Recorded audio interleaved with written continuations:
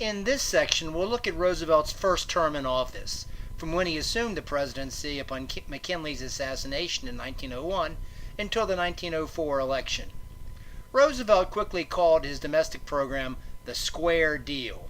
He said it was based on the three C's: the conservation of natural resources, the control of corporations, and consumer protections.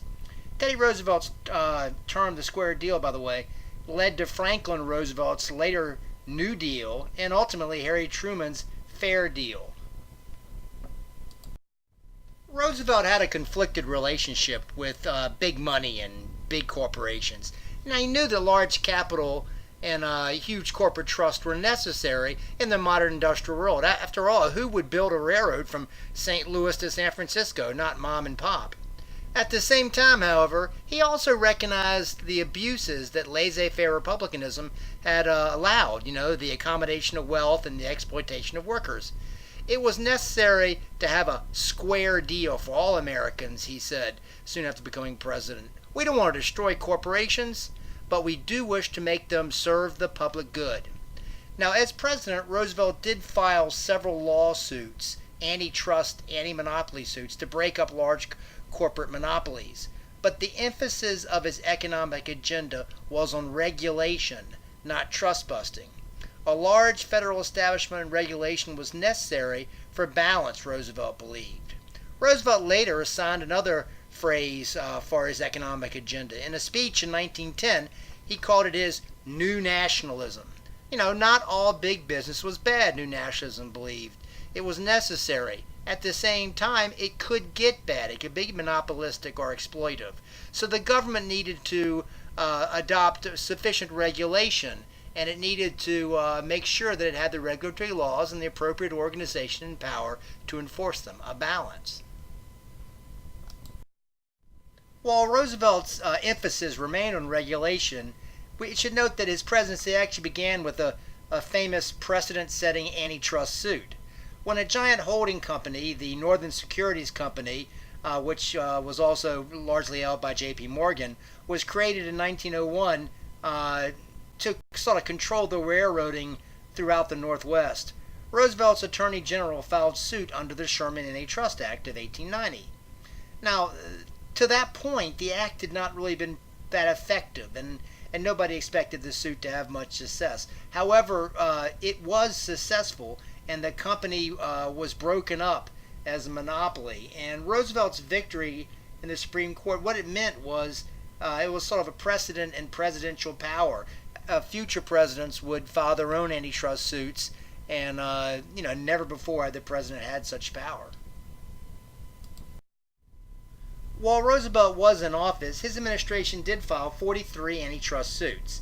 In two key cases in 1911, just after Roosevelt had left office, the Supreme Court ordered the breakup of Rockefeller's Standard Oil Company and the reorganization of the American Tobacco Company to make it less monopolistic.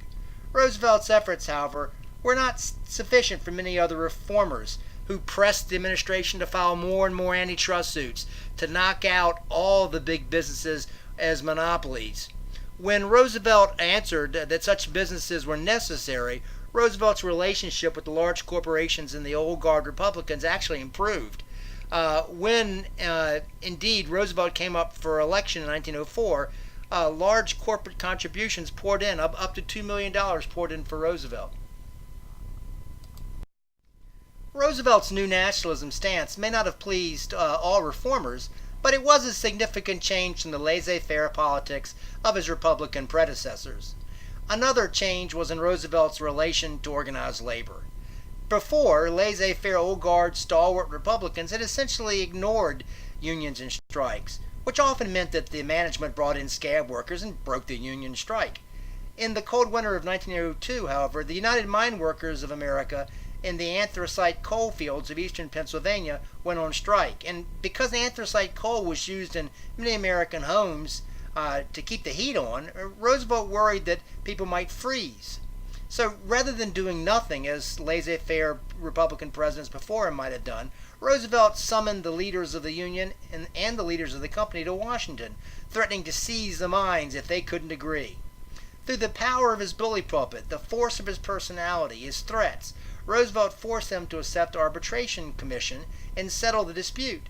The commission granted the miners a 10% wage increase and reduced the working day from 10 to 9 hours. The federal government's involvement in a labor management dispute, it was a significant development in America's labor history, and many workers and unions greatly admired Roosevelt as a result. In 1903, Roosevelt created a new, short-lived cabinet department, the Department of Commerce and Labor. It was, simply put, a stronger regulatory body for business. Regulation before had centered in the Bureau of Corporations, which had been really, really weak. Anyway, Roosevelt's new Department of Labor and Commerce didn't last long because in 1913 it was renamed the Department of Commerce, and they then created a new separate department, the Department of Labor. And of course today we have the Department of Labor and the Department of Commerce. Roosevelt, you recall, had spent some time in the Dakotas and had developed a real appreciation for natural resources and nature. And when it came to conservation, Roosevelt first favored the more development-oriented wise use conservation than the preservation popular with groups like the Sierra Club. In 1902, Roosevelt signed the National Reclamation Act in 1902, better known as the Newlands Act. It was named for its chief sponsor, the Nevada Congressman Francis Newlands. The law designated the money from public land sales to go to water development and management in the arid western regions. It set up the reclamation service to construct dams and irrigation projects the West desperately needed. Roosevelt's actions were enough to close somewhat the rift between the more reform-minded Republicans, such as Wisconsin's Robert M. La Follette, and the old guard stalwarts, such as Mark Hanna. In fact, in 1904, Roosevelt, with the United Party, won the election for himself, defeating the Democratic nominee Alton B. Parker, who was Chief Judge of the New York Court of Appeals. Roosevelt easily defeated Parker, carrying every region in the nation except the South. After his election, Roosevelt planned a vigorous second term. This concludes the section on Roosevelt's first term from 1901 to 1904.